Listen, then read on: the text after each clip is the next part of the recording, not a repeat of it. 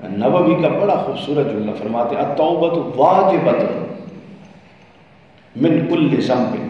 ہر گناہ سے توبہ واجب ہے۔ وہ گناہ کبیرہ بھی ہو سکتا ہے اور وہ گناہ صغیرہ بھی ہو سکتا ہے۔ اگلی بات فرمائی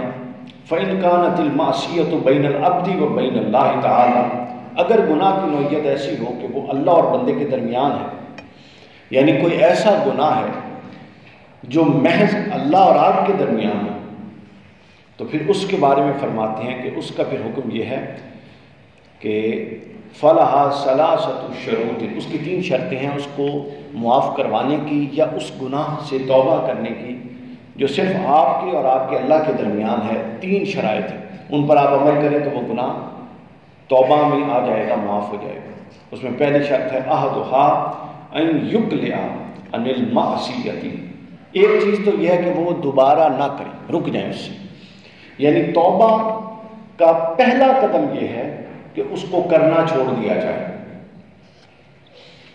والثانی، اور دوسرا قدم یہ ہے ان یندم علی فعلھا، اپنے اس فعل پر ندامت اختیار کی جائے، یعنی آئندہ نہ کیا جائے، اس کا پکا ارادہ کیا جائے، جو پہلے کر دیا تھا اس پر ندامت اور شرمندگی کا احساس اور تصور اختیار کیا جائے۔ اور فرماتے ہیں تیسری چیز یہ ہے والثالث ان یعزم اللہ یعود الی ابدا، پھر اس کے بعد اتنا پکا ارادہ کیا جائے کہ مستقبل میں کبھی اس کو دوبارہ انجام بھی نہیں دوں گا۔ یعنی اگر وہ عمل جو اللہ اور بندے کے درمیان ہے اس میں کسی دوسرے بندے کا دخل نہیں ہے، آپ ایک گناہ کر رہے ہیں اور آپ کے اللہ سے متعلق ہے، حقوق اللہ سے متعلق، تو پھر اس کے 3 چیزوں سے اس کی توبہ ہو سکتی ہے۔ امام نووی نے فرمایا، اور وہ یہ ہے کہ آپ سب سے پہلے اس گناہ کو ترک کر دیں، اس کے بعد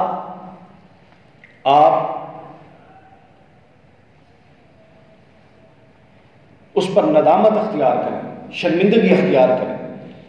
ڈھٹائی اختیار نہ کریں، بے شرم نہ ہو گناہ کر کے کہ کر دیا تو بس کر دیا، ندامت کا احساس اور شرمندگی کا احساس پیدا کریں۔ اور تیسری چیز کہ آئندہ کبھی نہ کرنے کا پکا عزم بالجزم اپنے اندر رکھیں۔